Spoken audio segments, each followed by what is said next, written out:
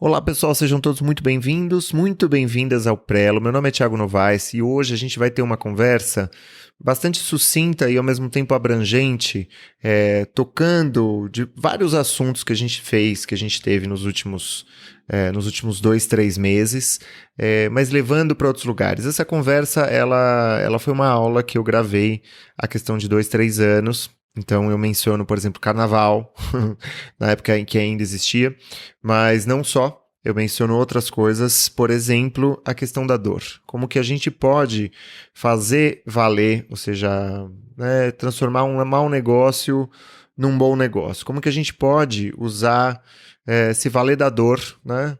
Em que medida que a dor parte, ou seja, em que medida que a dor ela é estimulante para que você possa produzir, escrever um poema, um conto, né, um romance, e a partir de que momento que essa dor, ela, vamos dizer, deixa de te ajudar, e quais as condições que você pode criar, ou seja, quais as condições para que essa dor, né, esse pathos, essa paixão, esse sofrimento,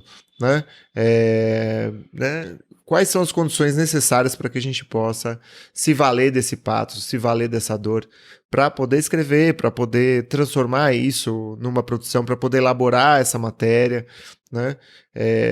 Elaborar essas dores, elaborar isso que é mais pungente, mais direto, né? E ao mesmo tempo mais acessível, mais incógnito, mais misterioso, né? Que é uma das, sei lá, vamos dizer que a dor, ela nos conduz às verdadeiras perguntas, de alguma maneira, né? Ela nos conduz às verdadeiras questões. A gente não tem resposta para as perguntas da dor, por isso que dói também, né? Então, como que a gente pode se valer disso? E quais são as condições para que a nossa escrita seja uma escrita terapêutica?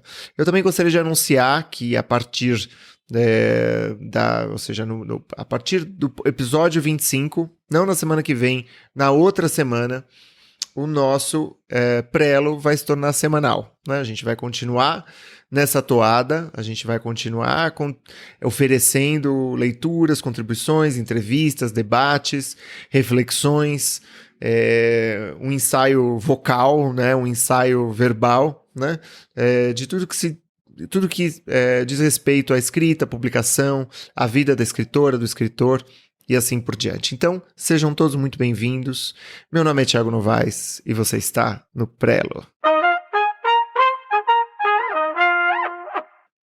Eu queria começar falando sobre Eu fiz uma pesquisa. Eu dou aula no Vera Cruz, que é uma pós-graduação em criação literária, e eu também dou aula na Casa das Rosas e no Sesc, ocasionalmente, né? E teve uma vez que a gente deu um curso de 1 ano no Sesc Belenzinho, faz uns 2 anos isso, e eu queria, enfim, fiz uma pesquisa, queria perguntar para as pessoas que tinham começado esse curso, qual que era o medo deles? O que eles temiam? Né? Qual que era, onde doía? Né? Qual era a cruz que carregavam na hora de escrever? Né? E eu dupliquei essa pergunta no Vera, né? Para a turma que estava começando uma pós-graduação, que dura 2 anos, né? É uma missão. Você fala, bom, o pessoal quer mesmo escrever. Mas o que te dá medo? Qual é o seu principal bloqueio de escrita? Qual que é a raiz da sua hesitação? Né? A hesitação é esse sentimento conflituoso de afetos contraditórios. Por um lado, você tem medo, né? Ou seja, você não quer, e por outro lado você quer, você sente desejo. Hesitação é o sentimento conflituoso de afetos contraditórios, do medo e do desejo. Queria perguntar para vocês o que te provoca medo de escrever. Bom, o fato assim, é que se vocês estão assistindo a essa aula, existe um prazer pela leitura e pela escrita, né? Você sonha com as coisas bacanas que a escrita pode proporcionar. E, no entanto, sai dia, entra dia, né?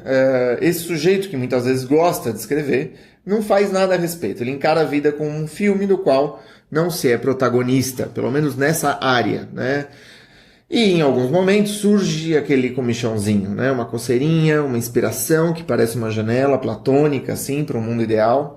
uma comunhão erótica, vamos dizer, com a palavra, com esse momento da narrativa. Eu não sei quem de vocês já teve esse momento, já sentiu esse momento de narração, de inspiração, que de alguma forma justificam esse ato, né? Justificam esse prazer de escrever, né? O desejo de criar uma cidade fictícia, uma estrutura narrativa. Surge de repente o rosto de um guerreiro que vai ser o teu herói, ou uma garota assombrada por fantasmas, né? Dentro de um romance psicológico, ou um romance de terror. E aquilo te comove, né? E te faz lembrar das coisas importantes, né? Te faz lembrar que, de repente um projeto grande, um projeto como esse vale a pena, né? Mas aí alguma coisa acontece, né? Você tá com esse projeto, você tem essa vontade, você foi invadido por essa inspiração, mas acontece alguma coisa, né? O que acontece, Thiago? Vocês me dizem, né? Acontece o trabalho, né? Uma briga com a namorada, com o namorado, o filho fica gripado, o carnaval acontece, ou seja, alguma coisa acontece que a gente se dispersa, que a gente fica confuso, que a gente perde tempo, e o tempo passa, e parece que falta, mas não falta, mas o tempo passa, não é? E aí esse sujeito que vai para análise, que faz terapia, que descobre que de alguma maneira essa procrastinação, esse lembrar e esquecer daquilo que é importante, né, desse jogo, dessa dança de esconder e revelar aquilo que é sua prioridade, né, que em outras palavras a gente pode chamar de procrastinação, não é senão um medo, uma expressão disfarçada do medo, né? É difícil reconhecer para si mesmo que a gente está com medo de tudo que nos faria crescer, de tudo que nos faria ser mais realizados, né? Aí essa instância genial chamada ego, né, que é uma instância que dentro da psicanálise é uma instância, vamos dizer, mediadora entre o princípio da realidade, o princípio do prazer, entre a criança que habita em nós e que nós somos e o adulto que a gente tenta ser, né? Essa instância mediadora genial, o ego, ela é uma especialista na arte do ilusionismo. Ela é uma especialista na arte de construir uma espécie de gestalt unificada do que às vezes está completamente contraditório ali. Ou seja, ela cobre algumas coisas. Ela transforma isso, que é um medo, em, número 1, falta de tempo, falta de confiança, falta de disciplina, excesso de ideias ou falta de ideias. Muitas vezes existe um princípio econômico aí de excesso de ideias e de falta de ideias. É preciso, de alguma forma, domar um pouco essa voragem de pensamentos, mas em geral é isso, a pessoa vai disfarçar o medo dentro da expressão eu tô ocupado demais. E a gente vai falar sobre isso daqui a pouco. Eu tô ocupado demais, né? Eu vou contar uma história para vocês que aconteceu em 2008. Eu estava casado naquela época e eu estava triste naquela época. Eu não conseguia escrever, né? Alguns de vocês já participaram de outras aulas minhas e vocês já ouviram essa história, mas vocês não ouviram o desdobramento dessa história, né? Eu fui finalista do Prêmio São Paulo de Literatura com o primeiro romance que eu escrevi, Estado Vegetativo. E eu estava entre os 5 finalistas do Prêmio São Paulo de Literatura. O prêmio era de R$200 mil.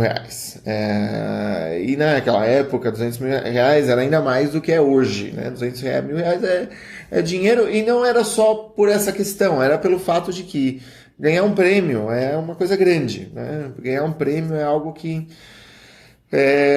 abriria outras portas, né? Então eu fiquei naquela mobilização, naquela divisão interna entre continuar escrevendo, porque eu tinha conquistado uma disciplina bacana, entre ficar na expectativa alucinada, achar que vai rolar, achar que não vai rolar, achar que alguma coisa que você faça nesse meio tempo vai determinar o resultado, né? Como a gente começa a ser invadido por certos escrúpulos supersticiosos, do tipo, não, eu preciso pensar que vai dar, eu preciso falar sobre o assunto, eu não posso falar sobre o assunto.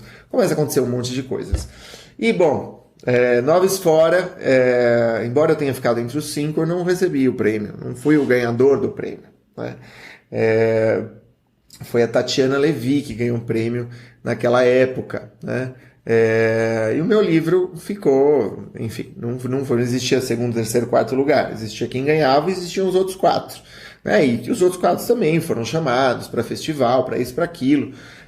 Havia alguma coisa, né? Mas aquilo me afetou tremendamente, né? Ou seja, eu que estava indo bem, que já tinha saído no jornal, que tinha tido uma receptividade boa das coisas que eu tinha escrito, de repente eu me vi num lugar que era, eu acho que eu não escrevo bem. Eu sentava para escrever de manhã, eu entrava naquele ritual, que era o meu ritual, e, e aí eu sentia que não fazia sentido. Eu me sentava de manhã e falava, é meio bobo isso. Não sei se já aconteceu isso com vocês. Né? Isso. Ou eu escrevia um parágrafo e falava, nossa, isso aqui tá uma porcaria, não tem nada de especial nisso que eu estou escrevendo. Né? Não tem nada de repente, aquele projeto ficou esvaziado. Né? E eu comecei a pensar, de repente, eu devo seguir meu consultório, eu devo fazer outra coisa. Né? As prioridades começaram, né, a ser outras, né?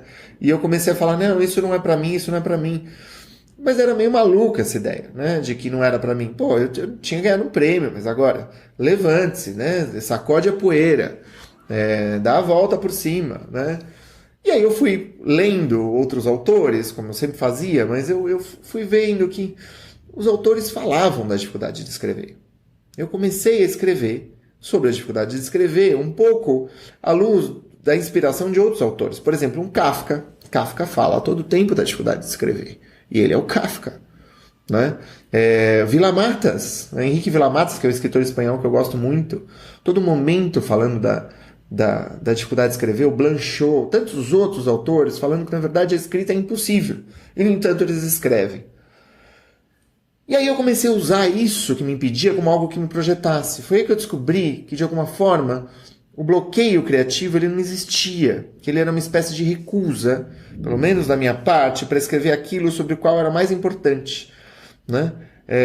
Eu queria escrever o que eu via por aí sendo escrito. Né? Eu queria escrever o que eu queria escrever. Eu queria escrever sobre reis, rainhas, castelos, um romance fantástico, um romance policial. Meu primeiro romance publicado foi um romance policial, mas aí de repente eu vi que eu só consegui escrever sobre o silêncio dos meus pais, sobre os traumas da família, sobre o fato de meu pai ter sido um prisioneiro político na época da ditadura militar. Né? E de alguma forma eu vinculava esse bloqueio, né, criativo a uma dificuldade familiar. Né? Só que havia uma missão mesmo, e a missão era isso, era disso que eu tinha que falar. Né? Resultado, né? Eu transformei a minha dificuldade de escrever num projeto. Eu escrevi um projeto. Né? Houve uma seleção, um concurso literário da Funarte na época, e eu enviei o meu projeto para a Funarte. Né? O resultado foi que entre 900, 1.000 pessoas, eu fiquei entre os 30 selecionados, né? Com esse projeto, que eu dei o nome de documentário, né? Tinha um subtítulo que era A Cura do Autor. Né? E eu fiquei entre os 30 e ganhei 30 mil reais para escrever esse projeto. Ou seja, esse projeto, é isso que eu acreditava inicialmente, que era o meu bloqueio criativo. Na verdade, não era assim, não. Aquela resistência que o ar oferece para que a ave possa voar. Eventualmente, uma ave pode achar que sem o ar, sem a resistência do ar, ela voaria mais. Mas a gente sabe, né, que a ave voa graças ao ar. Mas o ar também oferece resistência. Né? Eu apresentei o meu projeto depois que ele estava concluído e passei por uma nova seleção. Desses 30 projetos, eles escolheram 5 para publicar na Funarte. Resultado, eu estava entre os 5 escolhidos. Gente, é essa devolutiva que eu queria dar para vocês, de que a gente tem que utilizar a nossa resistência como recurso. E a gente tem que procurar soluções para que a gente transforme esse medo, para que a gente minimize esse medo, né? E transforme esse medo em produção. Transforme esse medo em potência criativa. Bom, então a gente vai falar quais são os recursos para que a gente possa, vamos dizer, conseguir sustentar a persistência na escrita. Porque a escrita, ela só vai te trazer resultados, a gente só vai conseguir melhorar, né? A gente só vai conseguir chegar a escrever bem, no sentido de escrever literariamente, quando a gente for resiliente. E quando a gente for também persistente, né? Ou seja, essa hesitação, essa procrastinação, a gente vai ter que vencer. Né? E a gente vai continuar com medo, né? Mas a gente vai escrever apesar do medo. Né? Então, por isso que essa aula, né, que trata da confiança do tempo e da disciplina na criação autoral, essa aula se chama terapêutica da escrita, porque é uma maneira da gente lidar com a própria dor. Né? E a gente vai usar a dor para escrever.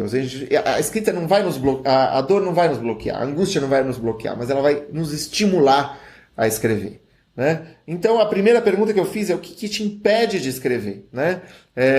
Essa pergunta eu já fiz, a gente já discutiu isso, e agora a gente vai passar para os recursos. Quais são os recursos que a gente pode utilizar para minimizar essa procrastinação, para transformar a escrita num hábito? Então, a primeira solução que eu queria traduzir ou trazer para vocês é abraçar a coletividade. Né? A escrita é uma atividade solitária, né? Mas eu acho que tudo que envolve a escrita, a publicação, os leitores, a edição, o contato com os colegas é coletivo. Todo o resto é coletivo. A literatura ela está assentada num estatuto coletivo que é a própria língua, que é um estatuto social, né? Que é uma instância social.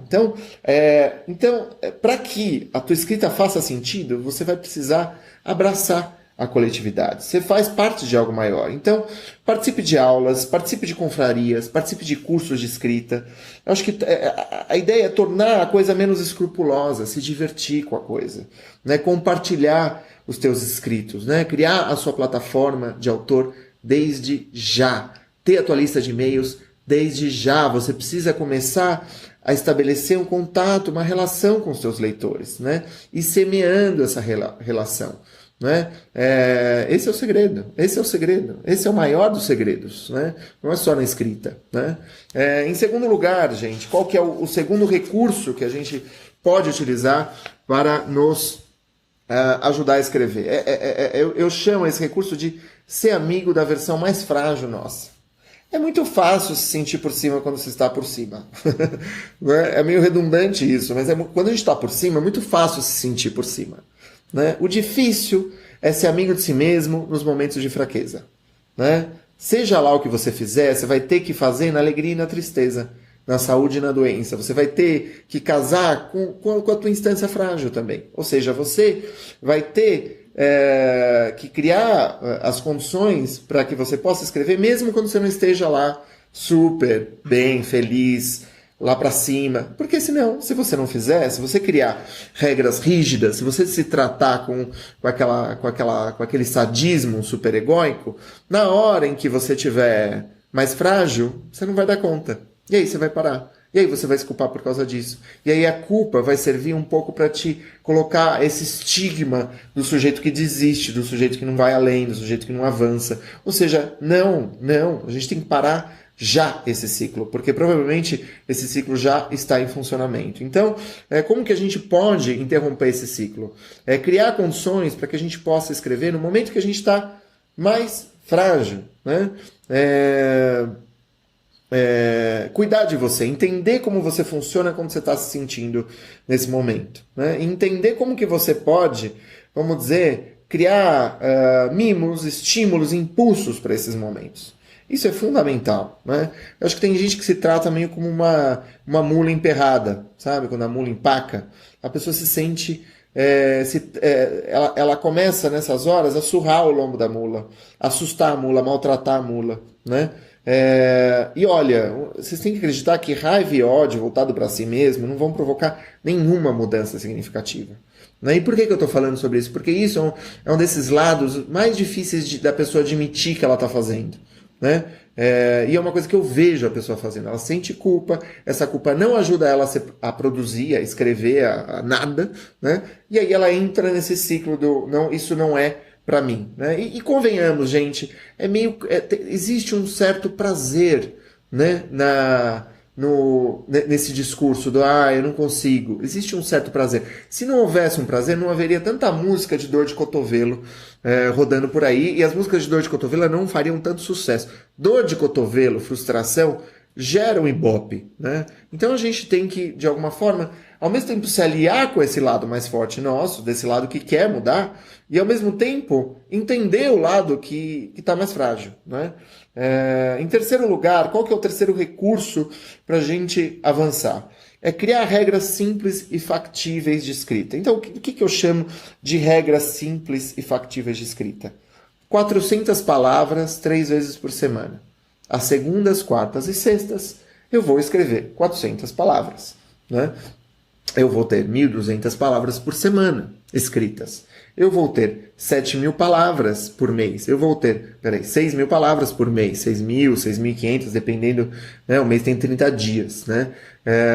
Vamos dizer, 6.500 palavras, 13.000 palavras, 2 meses. Ou seja, em 5 meses você tem um livro, né?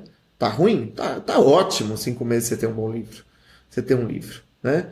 Isso se faz, a coisa nasce de uma regra, que é uma regra simples e factível, uma regra tão clara que você não vai esquecer dela, né?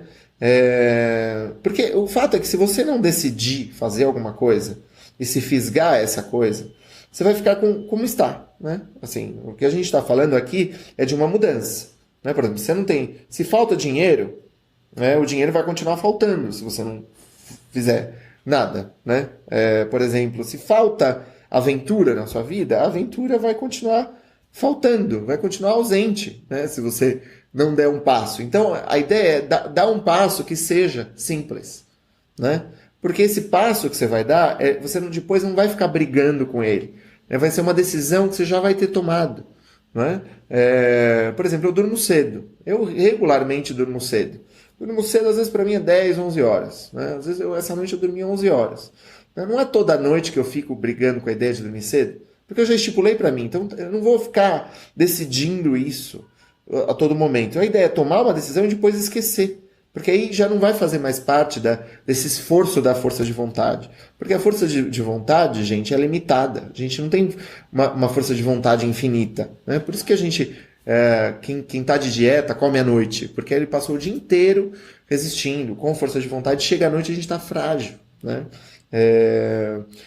Então, bom, crie regras simples e factíveis. Em seguida, criar condições para essas regras. O que eu chamo de condições para essas regras? Então, o que é? É criar recursos para que essas regras possam ser utilizadas. Então, por exemplo, né? Um aluno meu me perguntou semana passada: Tiago, como que você lida com vários romances ao mesmo tempo? Quando você quer escrever vários romances ao mesmo tempo? Eu escrevi para a pessoa Evernote. Evernote é um aplicativo que você instala tanto no seu computador quanto no celular, de pastas. Ou seja, tudo que você... Toda ideia, site, comentário, post de alguém, de todo tipo de natureza que está na internet, ou fora da internet, mas que você consegue digitar, você vai reunindo em pastas. Então, não dá para escrever 2, 3 romances ao mesmo tempo. Não é possível. A não ser que, claro, um seja o Silmarillion e o outro seja o Hobbit. O Silmarillion é aquele livro do Senhor dos Anéis que o cara passou 30 anos escrevendo. Sim, é possível. Se você tem um mega projeto de 30 anos... né? Só que esse projeto ele vai ficar suspenso enquanto você está fazendo o teu projeto de 5 meses. Né? E você vai criar uma pasta Silmarillion e você vai colocando coisas nessa pasta. Ou seja, você vai podendo colocar essas coisas para poder esquecer depois. Para poder esquecer naquela hora, no presente e depois retomar. Né? O que é isso? É um aplicativo de organização de ideias, o Evernote. Né? Qual outro recurso, Tiago? Pomodoro Time. Né? Para quem assistiu minhas outras aulas, sabe que eu vivo falando do Pomodoro Time. Pomodoro Time é um recurso que faz você trabalhar por 25 minutos, descansar 5 minutos. Aí você trabalha mais 25 e descansa. Tem gente que tem 1 hora por dia ou 3 vezes por semana para escrever. 1 hora, 3 vezes por semana para escrever. O Pomodoro te ajuda a esquecer do relógio. Você liga o modo avião dentro do teu computador e no teu celular. Isso é um outro recurso, desligar o Wi-Fi. Desligar o Wi-Fi para impedir de você se distrair.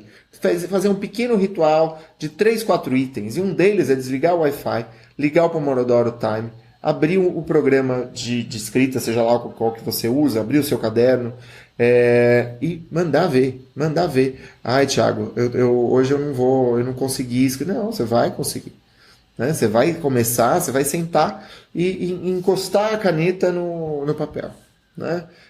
E você vai reservar aquela 1 hora, 3 vezes por semana, 4 vezes por semana, que seja meia hora, enfim, eu não sei quanto tempo que é. O importante, olha, gente, mais importante do que meia hora, 1 hora e meia, é a consistência. É mais importante do que meia hora, 1 hora. A mais importante do que do muito ou pouco é a consistência. Se você for consistente, tudo bem ser pouco, tá? Então, Pomodoro Time é um aplicativo que tem tem vários nomes, né? Tem vários tipos de aplicativo desse Pomodoro Time, tá? Então procurem na internet, deem um Google. Eu uso Scrivener. Scrivener é um programa para escritores, é um programa que também te ajuda a isolar, né, o ato da escrita das outras janelas. Ele transforma o teu computador numa plataforma, assim, onde você escreve, você só vê aquela página na sua frente, permite exportar para Mob, para EPUB, permite colocar tudo na Amazon no mesmo dia, se você quiser. Enfim, ele tem 1000 recursos, tem pastas de pesquisa, tem a possibilidade de você estruturar o teu romance, o teu livro de contos ali dentro. Ele é fantástico. Mas se você tem o Word, que é... Enfim, muita gente baixa o Word, é gratuito, sei lá. Beleza, o Pomodoro Time você paga uma taxa lá, você compra o programa. Tem gente que não consegue conceber essa ideia. Mas eu acho fantástico o Scrivener. Eu paguei por ele há 2, 3 anos, ele já se pagou muitas e muitas e muitas vezes. Não é? Então, em seguida... qual que é o outro item, gente? É cuidar dos pressupostos. A gente falou, número um, abraçar a coletividade. Número 2, ser amigo da versão mais debilitada de você mesmo. Número 3, criar regras simples e factíveis. Número 4, criar as condições para essas regras. Número 5, cuidar dos pressupostos. Para escrever, você precisa saber o que você vai escrever. Não é? É ou não é? Para escrever, você precisa saber o que você vai escrever. Muita gente senta e fala... Eu não sei o que escrever. É porque faltou uma organização, faltou uma pré-escrita, e que também é uma escrita, antes de escrever o teu romance. Ninguém senta e magicamente começa a escrever o prelúdio, né? Assim, é muito difícil, né? Tem gente que faz, pode até ter, às vezes acontece, né? Mas é bem raro, né? É bem raro. Em geral, você precisa se programar, você precisa cuidar dos pressupostos, né? É um momento inicial da escrita das ideias, né? É um momento que eu não chamo de brainstorming, eu chamo de dreamstorming, né? Vamos dizer, é um sonho intempestivo, é uma condição onírica, né? Você vai se colocar nesse estado. É um pouco um estado, é o mesmo estado do sono, por exemplo. Quando a gente vai dormir, a gente tem todo um mini ritual. Escova os dentes, você vai se acalmando, né? Em geral, você não sai dançando Anitta, né? 2 minutos antes de dormir, porque senão você não vai conseguir dormir, né? Então você vai, escova os dentes, você toma um copo d'água, né? De alguma forma, existe uma atenuação. Você vai se preparando para a hora de dormir. Né? É a mesma coisa para escrita, né? Você começa com esse dreamstorming, né? Você começa entrando nesse hábito via essa associação livre de ideias, ou seja, né, é um momento em que quanto mais livre e menos você fechar, melhor, né? Tem gente que tem muita pressa para fechar. Gente, não, abram. Esse é um momento muito gostoso, extremamente criativo. É um momento de estruturação do que é que você vai escrever.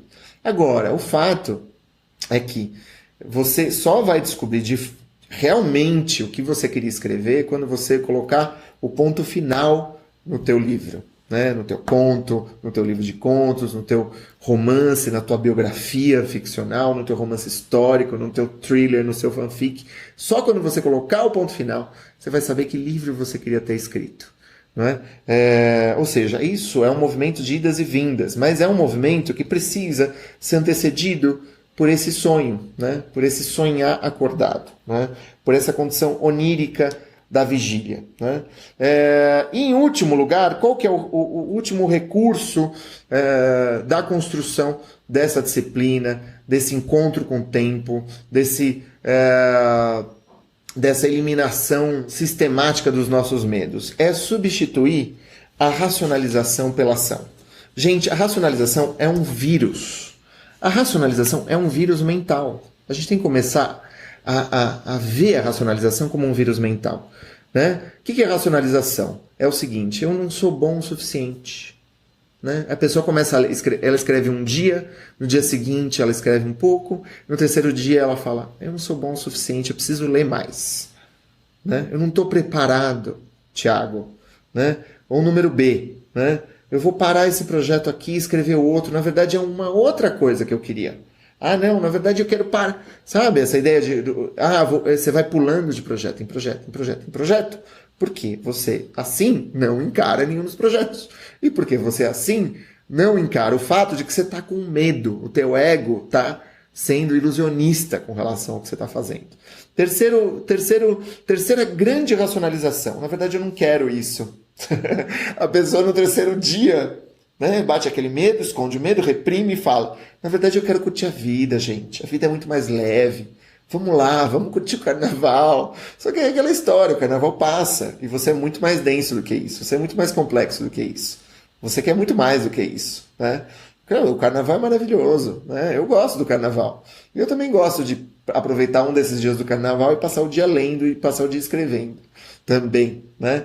Eu tô cansado, eu vou fazer isso no mês que vem, eu vou fazer no fim do mês, eu vou fazer isso no começo do ano, eu vou fazer isso quando me formar, quando as crianças estiverem, né, mais velhas, eu vou fazer isso, sabe? Quando eu aposentar, a gente vai empurrando, vai empurrando. O que é isso? Medo. Né? Ou eu tô ocupado, eu não tenho tempo, eu não posso me dar ao luxo. Gente, estar ocupado é uma decisão. Estar ocupado é uma decisão. Eu vou explicar por quê. De todas as desculpas que as pessoas usam para racionalizar, o fato de não se mexerem, a desculpa de eu estou muito ocupado não é apenas a mais inautêntica, como também a mais fraca de todas. Eu não acredito em eu tô muito ocupado. Né? Como eu disse, estar ocupado é uma escolha. A gente faz o que quer fazer, ponto final. Se a gente diz para nós mesmos que a gente está ocupado demais, a gente está criando um atalho para dizer isso não é importante para mim. Significa que você acha mais fácil fazer outra coisa, que você não se sente bom o suficiente para aquilo que deseja mesmo fazer. Aí você dorme, vê Game of Thrones, transforma isso num valor, sabe? Começa a transformar tudo isso, que na verdade é um subterfúgio, num valor, num estilo de vida, e depois diz, não deu para fazer diferente, eu não consegui, isso não... Sabe? E se a gente usa o estar ocupado como desculpa para não fazer algo, o que a gente está mesmo dizendo, na verdade, é que não se trata de uma prioridade. Ainda que essa coisa, a que não estamos dando prioridade, seja nós mesmos. Né? A gente não está dando prioridade para a gente. Né? A gente não busca tempo para fazer algo, a gente acha tempo para fazer as coisas, a gente cria tempo para fazer as coisas. Eu tenho zilhões de exemplos. Esses exemplos têm filhos, esses exemplos são médicos que entram no trabalho às 7 da manhã, esses exemplos têm, às vezes, uma disfunção, alguma doença que provoca várias limitações, sabe? Assim, eu tenho zilhões de exemplos de pessoas que escrevem, sabe? E, tipo, a despeito de qualquer dificuldade, sabe? E escreve, e em algum momento não briga mais com isso. No começo a gente briga com isso, depois a gente não briga mais, sabe? Porque vira um hábito, sabe? Um hábito é um hábito. A gente não briga com o ato de almoçar. A gente almoça, a gente está com fome, né? E se vocês estão aqui é porque vocês têm fome, né? E é uma outra fome, mas é uma fome, de fato. O fato é que a gente vive hoje numa sociedade que parece usar a palavra ocupado, estressado, como um broche, sabe? Tornou-se parte desse repertório usar a desculpa da falta de tempo como motivo para não fazer algo que nos amedronta ou simplesmente não nos interessa. O problema é que se você não tomar uma atitude consistente, você sempre vai ficar nesse lugar, se queixando das mesmas coisas, estacionado. Né? Eu não estou aqui falando de virar um superstar, gente. Eu não estou aqui falando de virar uma celebridade. Eu estou aqui falando de estar à altura da aventura da sua vida. Né? Você vê que não é nada místico. Né? Na verdade, tem a ver com destino. Né? Mesmo se você acreditar que esse destino tem a ver com uma alma mortal. Né? Eu estou falando aqui de estar à altura da aventura da sua vida. De algo que é só seu. Que é só seu. O que você pode fazer agora que te afaste de certos ressentimentos cultivados, de certas neuroses inúteis, de uma visão inevitavelmente mesquinha do teu cotidiano, de suas relações com os outros e consigo, e te aproxime da aventura da vida que lhe cabe viver. Né? Eu vou repetir essa frase, porque essa frase ela foi trabalhada. É o seguinte: o que você pode fazer agora que te afaste de certos ressentimentos cultivados, de certas neuroses inúteis? Porque tem umas neuroses que a gente ela tá lá só por assim, só porque tá, sabe? E às vezes é uma decisão de falar, não, puta, eu vou parar de me preocupar com isso. Eu vou parar de eu vou parar de pensar nisso, sabe? Às vezes é isso, é um ressentimento cultivado que você às vezes tem que parar de tomar. E isso está vinculado à escrita, Porque muitas vezes tem gente que não escreve porque, é uma panela, isso não é para mim, meu irmão que é o capaz, sabe? Assim, a gente, mais uma vez, a racionalização, né? Ressentimentos cultivados, neuroses inúteis e de uma visão mesquinha do nosso cotidiano. Né? O nosso cotidiano ele pode ser visto de uma forma muito mesquinha. E muitas vezes quando a gente está mal, quando está triste, ou quando está muito, vamos dizer, calejado numa rotina chata, a gente vê o nosso cotidiano de uma forma mesquinha. A gente vê o nosso lugar de uma forma mesquinha. Então, o que a gente pode fazer agora para sair desse lugar? Um grande abraço e até mais.